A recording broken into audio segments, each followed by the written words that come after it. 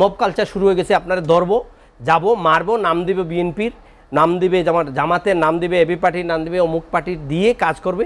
আসলে কিন্তু দে are not the কোনো পলিটিক্যাল পার্টি না, যদিও করে থাকে এটা সুবিধাবাগী। আওয়ামী লীগ যেভাবে প্রশাসনটাকে দলীয়করণ দলের মতো করে গেছে, সব জায়গায় বিছিয়ে গেছে, এইটা সংস্কারটা করা ম্যান্ডেটারি, করতেই হবে। জুডিশিয়াল সংস্কার।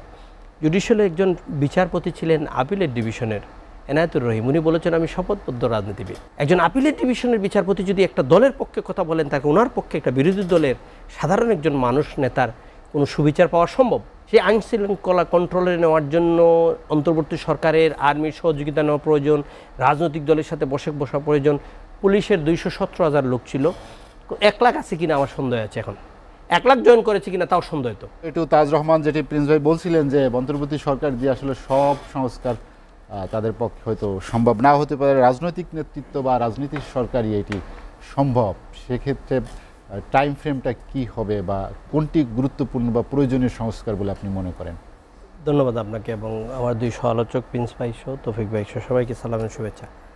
দেখুন, প্রিন্স ভাই যেটা বলেছেন যে একটা রাজনৈতিক সরকারের পক্ষে সংস্কারগুলো সম্ভব, এটার 2টা দিক। একটা হলো একটা রাজনৈতিক সরকারের ম্যান্ডেট থাকে সংস্কার করার জন্য, আর একটা হলো একটা রাজনৈতিক সরকারের 5 বছর একটা মেয়াদ থাকে। এই 2টাকে মিলে এটা রাজনৈতিক সরকার সংস্কারগুলো করতে পারে। কিন্তু আমাদের দেশের প্রেক্ষাপটে যদি আপনি দেখেন, জাতীয় পার্টি ক্ষমতায় ছিল 9 বছর, বিএনপি ছিল, আওয়ামী লীগ দীর্ঘক্ষণ ছিল। রাষ্ট্র ক্ষমতায় রাজনৈতিক দল যাওয়ার পরে কিছু সংস্কারের প্রতিবন্ধকতা তৈরি হয়ে যায়, বিকজ অফ পলিটিক্যাল পার্টির উইং থাকে, ইন্টারেস্ট থাকে, অ্যাফিলিয়েটেড গ্রুপ যারা আছে তাদের দেখতে হয় ইন্টারেস্ট। দল দীর্ঘদিন ট্র্যাক স্বীকার করে যারা আছে তাদের ইন্টারেস্ট দেখতে হয়। দীর্ঘদিন থেকে মিডিয়াতে যারা আছে, সরকারের বিরুদ্ধে বা সরকারের সমালোচনা করার সুযোগ করার চেষ্টা করছে, তাদের এটা ইন্টারেস্ট এখানে থাকে। এই জিনিসগুলো মিলে অনেকগুলো কঠিন সংস্কার কিন্তু রাষ্ট্রের ক্ষমতায় যাওয়ার পরে রাজনৈতিক দলের করা সম্ভব হয় না। যেটা বিএনপির মির্জা ফখরুল সাহেব বলেছেন যে আমরা যৌক্তিক সময় দিতে চাই, প্রিন্স ভাইও বলেছেন যৌক্তিক সময়ের ভিতরে কি কি সংস্কার এই সরকার করবে, সেই ফর্মুলাটা দিলে রাজনৈতিক দল, বাংলাদেশের মানুষ তারা জানতে পারবে কি করছে। বাট সবচেয়ে যেগুলো ইম্পর্টেন্ট, এগুলো ছাড়া কোনো উপায় নাই। প্রশাসনিক সংস্কার। আওয়ামী লীগ যেভাবে প্রশাসনটাকে দলীয়করণ দলের মতো করে গেছে, সব জায়গায় বিছিয়ে গেছে, এইটা সংস্কারটা করা ম্যান্ডেটারি, করতেই হবে। জুডিশিয়াল সংস্কার।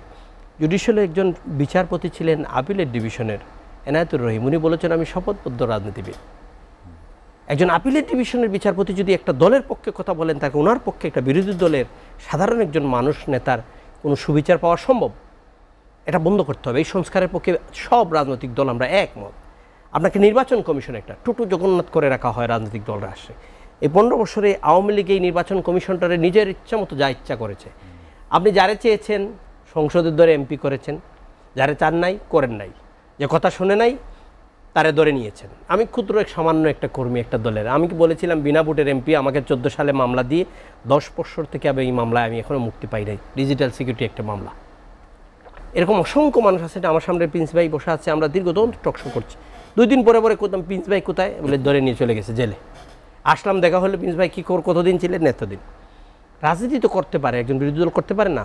মতবিরোধ যারা তাদের থাকবে, আপনার বিরুদ্ধে যারা থাকবে তাদেরকে ধরে নিয়ে জেলে দেওয়ার এই রাজনৈতিক দলগুলোর করা, এটা বন্ধ করে দিতে হবে।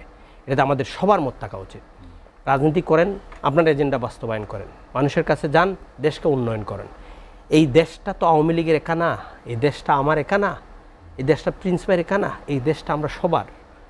আপনি যখন এই দেশের সার্বভৌমত্বের কথা চিন্তা করবেন, তখন হিসাব করতে হবে এটা আমরা 4 জনের এই দেশের নাগরিক। আমাদের সবারই কন্ট্রিবিউশন এই দেশে। জন্ম নিয়েছি তো এই দেশের নাগরিক হিসাবে। আমার তো এতে দাবি আছে, সাংবিধানিক দাবি আমি ভোট দেওয়ার। ভোটটা হলো election is the gateway of the democracy. আপনি সেটা বন্ধ করে দিলেন। কখনো রাতে করলেন, কখনো 153 হয়ে গেল, কখনো আপনি দিনে করে গেলেন, কখনো ফজরের আজানে আগে করে ফেললেন। এই সিস্টেমটা কেন? Because election commission is not functioning properly. Election কমিটির একটা জায়গায় নিয়ে যান, অন্তর্বর্তী সরকার বলেন আমরা কোন ফর্মুলা ইলেকশন কমিশনটা তৈরি করব। আমরা বলছি যে আনুপাতিক হারে ভোটারের সিস্টেমটা করার জন্য রাজনৈতিক দলের দাবি থাকতে পারে। আমরা ডিসেন্ট্রালাইজের জন্য আমরা প্রত্যেকটা বিভাগে আপনার প্রশাসনিক বিকেন্দ্রীকরণে যে কথা আমাদের নেতা বলে গিয়েছিলেন, আমরা সেটার বলছি। এগুলো অনেক বড় কাজ, হয়তো এখন একদিনে, 1 মাসে, 1 বছরে করা সম্ভব না, বাট কাজ শুরু করতে হবে। আসার পথে আমি বসে আলাপ করছিলাম তৌফিক ভাই, ঢাকা শহরের কোনো ট্রাফিক সিস্টেম টোটালি কলাপস। এখন সবচেয়ে ইম্পর্টেন্ট হলো আমাদের আইন শৃঙ্খলাটা কন্ট্রোলে নিতে হবে। সেই আইন শৃঙ্খলা কন্ট্রোলে নেওয়ার জন্য অন্তর্বর্তী সরকারের আর্মির সহযোগিতা নেওয়া প্রয়োজন, রাজনৈতিক দলের সাথে বসা প্রয়োজন। পুলিশের 217,000 লোক ছিল, 1 লাখ আছে কিনা আমার সন্দেহ আছে। এখন 1 লাখ জয়েন করেছে কিনা তাও সন্দেহ। তো কত হাজার জয়েন করেছে সেটা তথ্য তো এই সরকার এখনো বলতে পারছে না। না আমরা বলতে পারছি, কারণ তারা ছাড়া আমরা বলতে পারবো না। গুলশান থানায় গিয়েছিলাম, সেখানে আমার কাছে মনে হয়েছে থানা না, তো আমি এই থানায় তো আগে গেছি। কেউ কারো কাজ করতে রাজি না, কোন কিছু শুনতে রাজি না। আমি একটা অফিসারের নাম বললাম, আমাকে মহিলা বললেন এই ভিতরে কোন রুমে আছে যান দেখবেন।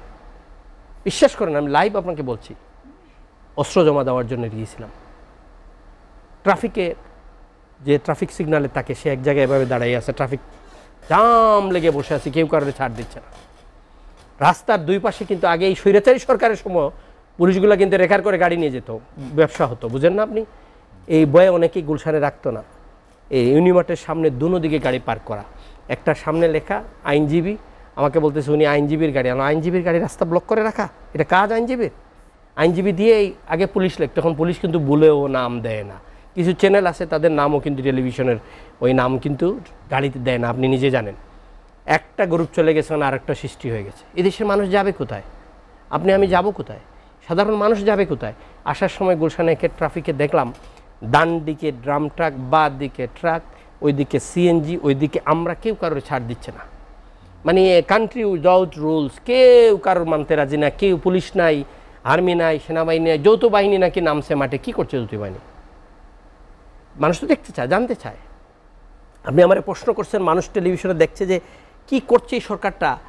আপনি সরাচ্ছেন, পুলিশে নিয়োগ দিচ্ছেন, অফিসাররা সরাচ্ছেন, কোথায়? পুলিশের মাঠে যারা কাজ করবে তারা কোথায়?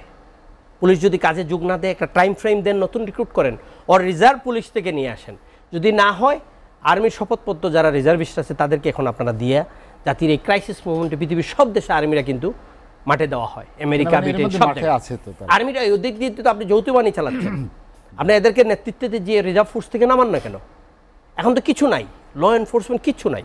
ট্রাস্ট মি, আপনি কল করেন, এই স্টুডিওর ভিতরে আসছে মব কালচার শুরু হয়ে গেছে। আপনারা ধরবো, যাবো, মারবো, নাম দিবে বিএনপির, নাম দিবে জামাতের, নাম দিবে এবি পার্টির, নাম দিবে অমুক পার্টির, দিয়ে কাজ করবে।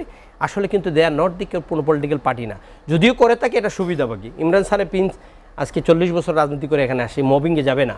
আমি 40 বছর ধরে আসি, মবিংয়ে যাব না। যাবে কিন্তু দলের নাম বিক্রি করে আরেকটা গ্রুপ। এদেরকে আপনি ভেরিফাই, জাস্টিফিকেশন করার জন্য মব কালচারে কোনো উপায় আমরা এনকারেজ করা যাবে না। এটা কিন্তু এই সরকারকে কঠোর হস্তে দমন করতে হবে। যদি মব কালচারটা বন্ধ না করেন, মানুষের ধরে নিয়ে আদালতে আপনি পিটবেন, আইনকে হাতে তুলে নেবেন, আইনকে তোয়াক্কা করবেন না, তাহলে কিন্তু আপনি যেটাকে সরিয়ে দিয়েছেন, যার জন্য মুখ বন্ধ করে যা রাখত, তার ঠিক আরেকটা রূপ হয়ে যাবে। এই অন্তর্বর্তীকালীন সরকারের সময় মানুষ ধরে নিয়ে যাকে ইচ্ছে তাকে মারছে, আদালতে যেতে দিচ্ছে না, আদালতে পিটাচ্ছে। এই কালচারটা কিন্তু আমাদের বের হয়ে আছে। এখন সবচেয়ে ইম্পর্টেন্ট হলো আইন শৃঙ্খলা বাহিনী কন্ট্রোলে নিতে হবে, আইন শৃঙ্খলা দেশ ফিরিয়ে আনতে হবে, মানুষের মনে স্বস্তি দিতে হবে। এই কাজটা অন্তর্বর্তী সরকারের করা উচিত।